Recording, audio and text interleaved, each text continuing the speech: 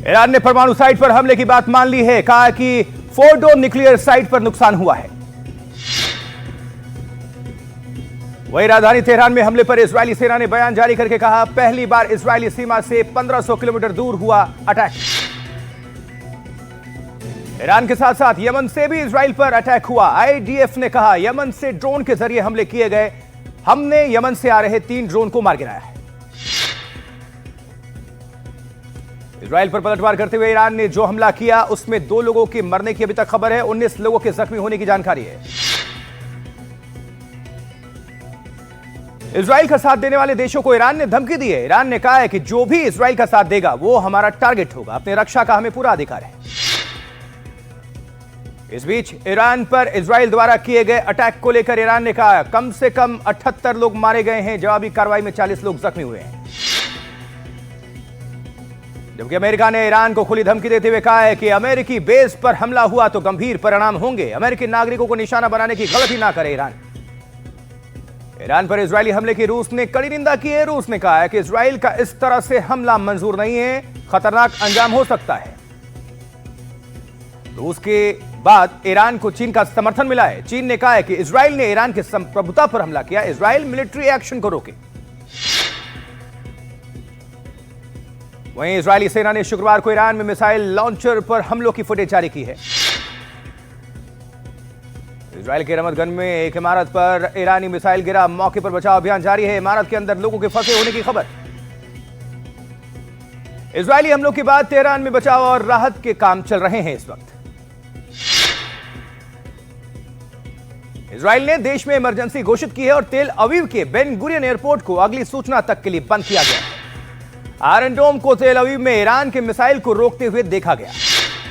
Israel ने कहा है कि ईरान ने मिसाइलें दागी हैं और दूर से कम एक धमाके की आवाज सुनी गई। इस बीच इजराइल का कहना है कि उसने सुबह से लेकर अब तक ईरान पर 5 बार हमले किए हैं। हमलों में न्यूक्लियर और सैनिक ठिकानों को टारगेट किया गया। इजराइल के हमलों से ईरान में भारी नुकसान की खबर है। तेहरान में कई धमाकों की आवाजें लगातार सुनी गई। इजराइल ने ईरान पर हमले के इस ऑपरेशन को राइजिंग लॉयन नाम दिया है। आईडीएफ यानी इजरायली डिफेंस फोर्स के प्रवक्ता के मुताबिक इस हमले में इजराइल ने 200 से ज्यादा लड़ाकू विमानों का इस्तेमाल किया। इजराइल की सेना ने यह तस्वीरें जारी की है जिसमें वायु सेना का एक विमान ईरान पर हमले की उड़ान भरता हुआ दिख रहा है। इजराइल के हमले के जवाब में तेहरान की सड़कों पर उतरे ईरान के लोग बदला लेने के नारे लगाए गए। ईरान के राष्ट्रपति का बयान, हमारे सैन्य ठिकानों पर हमला करने वाला इजराइल पछताएगा। ईरान के राष्ट्रपति ने कहा, हम शांत नहीं बैठेंगे, इजराइल को करारा जवाब देंगे। जॉर्डन की राजधानी अम्मान में कुछ देर में आसमान से मिसाइल और ड्रोन जाते हुए दिखे तो उसने सायरन बजा दिया। इजराइल के हमले के बाद ईरान सरकार ने की इमरजेंसी कैबिनेट मीटिंग। ईरान की रणनीति पर अहम चर्चा। अमेरिकी प्रेसिडेंट डोनाल्ड ट्रंप ने कहा, मैंने ईरान को डील का मौका दिया था लेकिन वो डील नहीं कर सके। ट्रंप ने कहा, ईरान के कट्टरपंथियों ने बोलने में बहादुरी दिखाई लेकिन उन्हें नहीं पता था कि क्या होने वाला है। ईरान पर इजराइल के हमले के खिलाफ पाकिस्तान के कई शहरों में जोरदार प्रदर्शन। शिया मुस्लिमों के संगठन मजलिस वारदाते मुसलमिन ने इस प्रदर्शन का आयोजन किया।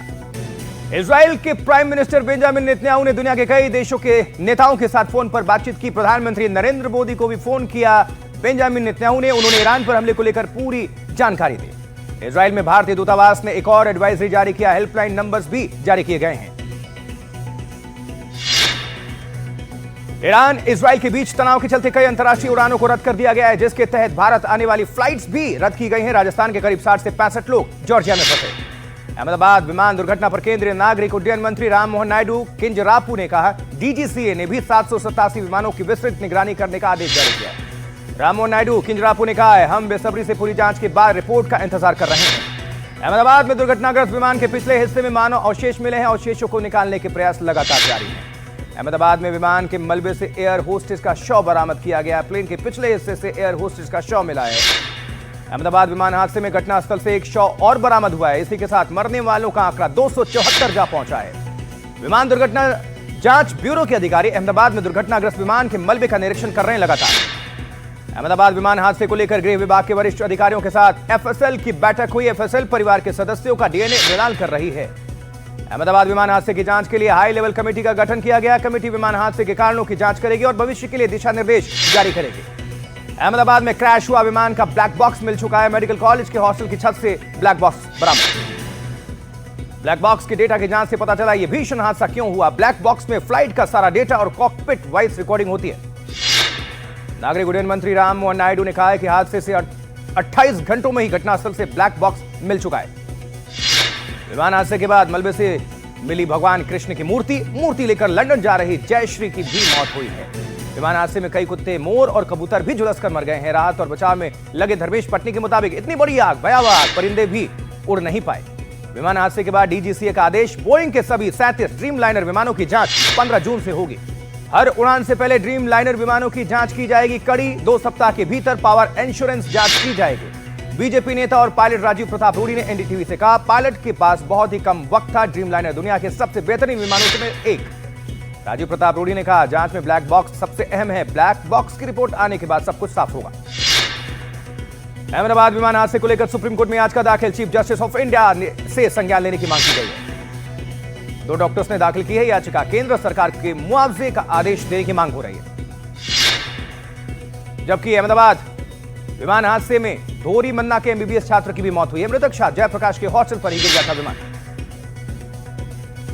विमान हादसे में मारे गए मोहम्मद अदनान की पहचान के लिए उनके 8 महीने की बेटी ने डीएनए सैंपल दिया। दुखद हादसे का शिकार हुए विमान के कैप्टन सुमित सबरवाल के घर पहुंची टाटा लैब की टीम। परिजनों का डीएनए सैंपल लेने पहुंची थी टीम। विमान हादसे में आनंद के रजनीकांत, उनकी पत्नी और भाभी की भी मौत हो गई। तीनों गोद ली हुई बेटी के कॉन्वोकेशन समारोह में हिस्सा लेने लंदन जा रहे थे। रजनीकांत और उनके परिजन पहले 17 जून को लंदन जाने वाले थे, लेकिन बेटी को सरप्राइज देने के लिए 12 तारीख के टिकट बुक कराए गए। कांग्रेस अध्यक्ष मल्लिकार्जुन खड़गे आज अहमदाबाद जाएंगे और विमान दुर्घटना के मृतकों को श्रद्धांजलि अर्पित करेंगे। दिल्ली की पूर्व मुख्यमंत्री आतिशी अहमदाबाद पहुंची और अस्पताल में घायलों से मुलाकात की। भारत में ब्रिटेन की उच्चायुक्त लिंडी कैमरन ने अहमदाबाद में प्रधानमंत्री मोदी से मुलाकात की। विमान हादसे में यूके के 50 से ज्यादा लोग मारे गए। विमान हादसे के चश्मदीद ने एनडीटीवी से कहा, हादसे में बचे विश्वास के कपड़ों में आग लगी थी, उन्हें खुद ही मिट्टी से आग बुझाई। चश्मदीद के मुताबिक हादसे में बचे इकलौते शख्स विश्वास ने जब बताया कि वो विमान में सवार थे तब भरोसा ही नहीं हुआ। चश्मदीद धर्मेंद्र के मुताबिक विश्वास के टिकट दिखाने के बाद हम लोगों ने एम्बुलेंस बुलाई और उन्हें अस्पताल भेजा। मेडिकल छात्रों ने बीजे मेडिकल कॉलेज का हॉस्टल खाली कर दिया। सभी अपना सामान लेकर बाहर निकले। मेडिकल छात्रों ने कहा, हम अपना सामान लेने गए थे लेकिन कमरे पूरी तरह से जले हुए हैं। हरिद्वार में गंगा नदी के किनारे प्रार्थना सभा आयोजित की गई। विमान हादसे में मारे गए लोगों के लिए प्रेयर। विमान हादसे में मारे गए लोगों को रामेश्वरम में श्रद्धांजलि अर्पित की गई। समंदर में अर्पित किए गए फूल। कर्नाटक के हावेरी में स्कूली छात्रों ने मौन व्रत रखा। मोमबत्ती जलाकर मृतकों को श्रद्धांजलि। लॉर्ड्स में दक्षिण अफ्रीका और ऑस्ट्रेलिया की टीम ने मौन रखकर विमान हादसे में मारे गए सभी लोगों को श्रद्धांजलि अर्पित की है। भारतीय नौसेना ने जलते हुए जहाज को बचाने के लिए हवाई अभियान चलाया। 9 जून को इस जहाज में आग लग गई थी। आरोपी विशाल चौहान ने 30 मई को इंदौर में अपने घर से 5 किलोमीटर के दूर एक फ्लैट का रेंट एग्रीमेंट किया था। सोनम इसी फ्लैट में रहती थी। जानकारी निकलकर सामने आई। सोनम ने राज के कहने पर भाई को कॉल करके किडनैपिंग का षड्यंत्र रचा। उधर उदयपुर के पूर्व सांसद महावीर भगौरा के बेटे ने मानसिक अवसाद के कारण अपनी जान दे दी। मध्य प्रदेश और राजस्थान में एनआईए ने हिज्ब उत तहरीर आतंकी साजिश मामले को लेकर 3 जगहों पर तलाशी ली है। इंफाल में सुरक्षा बलों ने घाटी के 5 जिलों में 328 हथियार, 591 मैगजीन, 8600 से अधिक राउंड और विस्फोटक बरामद किया है। ओडिशा में 8 लाख रुपए के 2 इनामी नक्सली गिरफ्तार किए गए हैं। सरेंडर करने वाले नक्सली राकेश और कासे सीपीआई माओइस्ट के एरिया कमेटी मेंबर थे।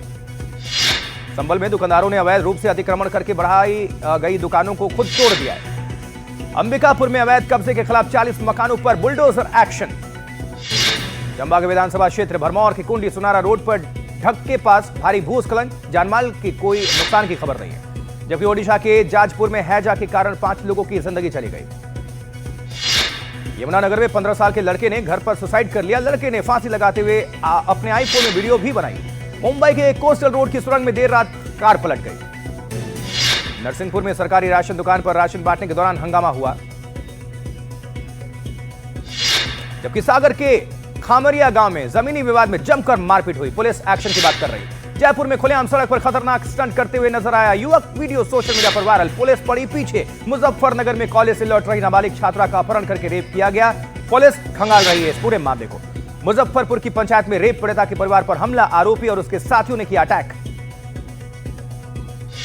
छत्तीसगढ़ में डीएसपी तस्लीम आरिफ की पत्नी नीली बत्ती लगी सरकारी कार के बोनट पर बैठकर जन्मदिन मनाती नजर आई, रील बनवाती नजर आई। राजस्थान के झुंझुनू में एक मंदिर में चोरों ने मंदिर के मुख्य द्वार का ताला तोड़ दिया, दानपेटी से नगद चोरी करके ले गए।